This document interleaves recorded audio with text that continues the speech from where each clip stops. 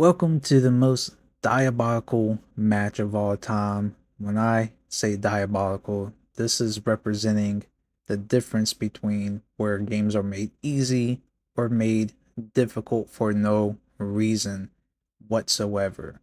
And when I say that, it's because people that are actually terrible get bailouts because of what is called DDA. For those that don't know what DDA stands for, it's Dynamic Difficulty Adjuster.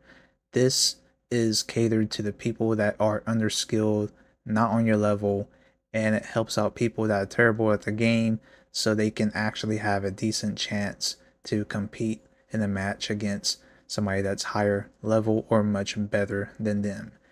And today's match is going to showcase that. So, of course, going up against who else? A Bama user. Now, I get ball first. Just want to let you guys know that gameplay does not lie, especially when it comes to the stats. So, as I start off this drive, I immediately see man defense, which 99% of Bama users run man coverage. So, I do my man beater routes, make my pre-snap reads, know who I'm going to go to automatically, as right here he switches from his 3-4-2 man under defense to mid blitz coverage 0, and I end up scoring the first points with these. Now, here is his first possession, and right off rip, should have thrown an interception. And automatically, just from the first two plays, how he plays really shows me how terrible he is. So right here, he steps up into a free blitzing linebacker, and of course, ability driven. He gets the automatic broken tackle sack, finds open receiver downfield. Very next play, he ends up getting bailed out again. Right here, I should have had an interception. For some reason, my guy turns away from the ball as I try to switch to him to make a play. Then the next play, he runs into traffic and then just panics and chucks it deep. And of course, this is where DDA kicks in. So I don't mind the jump ball situations if it goes in my favor or his favor, but the way it happens is total BS. Now, of course, replaying it, slow mo down. Look at this. It's a tip drill, and of course, the ball just morphs into my opponent's hands as we're in the predetermined animation, which this should just been a drop pass. But of course, the game goes in his favor, and he comes down with this should have been drop pass. It is what it is. Continuing on. Look at my tight end. This should have been an interference call, but of course they don't call things like this. You guys are going to see the difference when I get called for interference. You guys know how that goes. Continuing on, he's still running cover one defense. This time I was able to get my tight end to lurk out. I taunt him a little bit more because I know how this game is going for my opponent. Then, still stuck in man, I'm throwing it deep. I get some easy points. Next possession gets bailed out again as he breaks another sack, and then two of my guys just don't want to tackle whatsoever. Then, of course, he's able to take off because of that.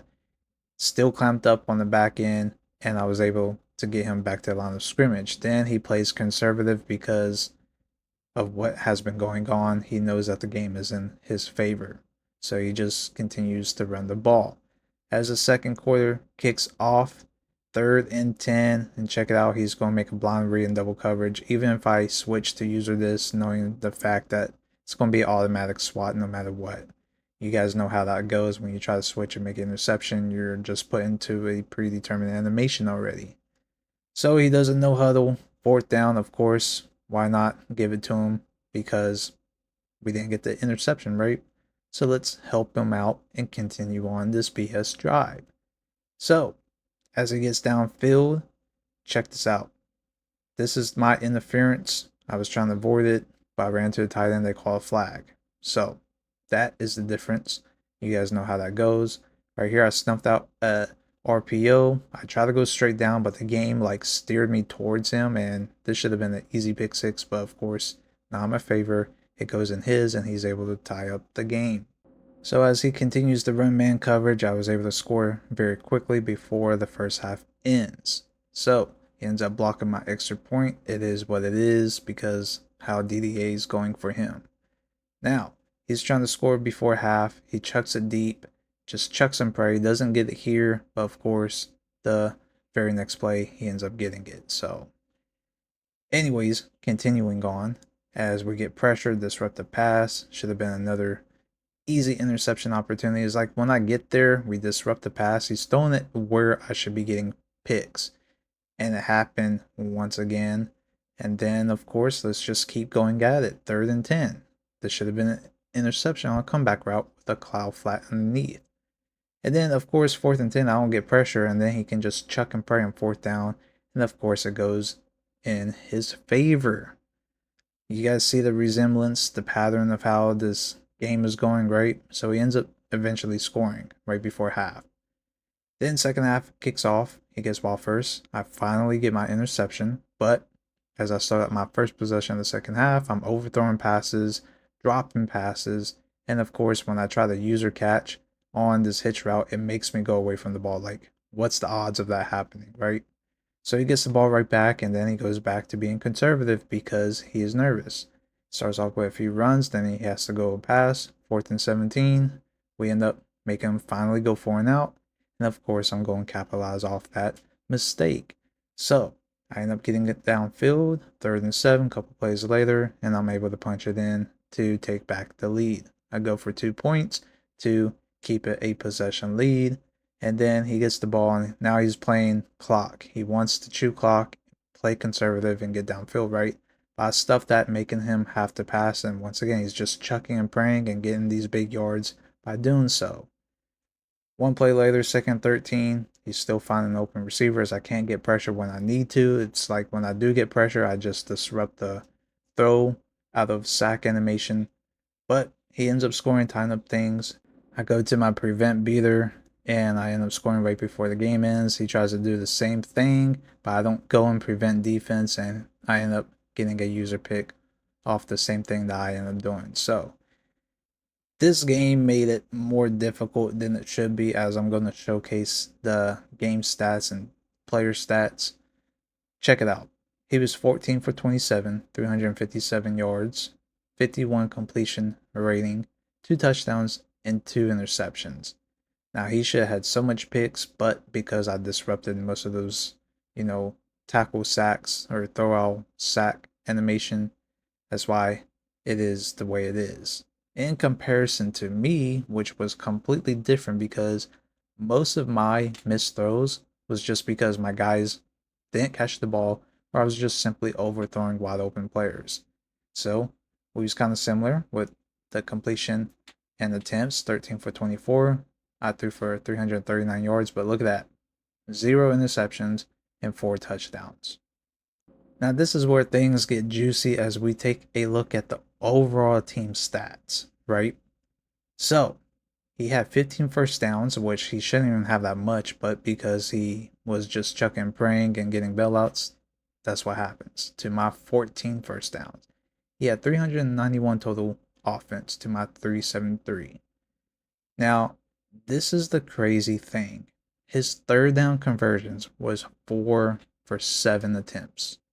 So he converted 4 times on 7 attempts, compared to my 4 attempts, which I only completed 3 out of 4.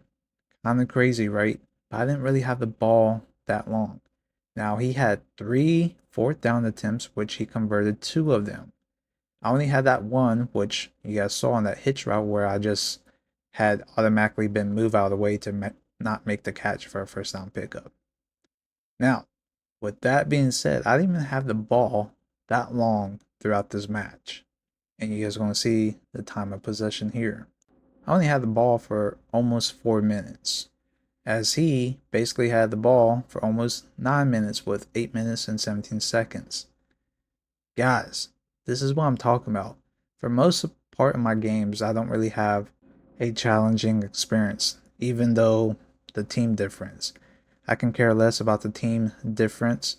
It just comes down to when the game has DDA kicked in for my opponents to sit there and compete with me when it shouldn't be that difficult because of their skill level and how they play the game. It dumbs it down so they're able to stay with me during the match when things kind of get out of hand, or the skill level separation is just a big difference between me and my opponent. The one thing that aggravates me out of these type of games is where people like cut on the mic or message me saying, "Oh, you're not that good. Oh, I barely lost. You barely won. It was only a few points. You struggled this and that." Well, obviously, you only had a chance because of what was going on in the game based off your blind reads, just chucking in double coverage, getting the bailouts, as you guys seen throughout this match. I mean, I got the proof. The stats don't lie. Obviously, I hate those type of people when they act that type of way when clearly it's a separation difference between skill. Anyways, guys, just want to showcase this video to you guys. I know some of you guys have these type of matches as well, but let me know what you guys think down below in the comments. Until next time, I'll see you guys later, and I'm out. Peace.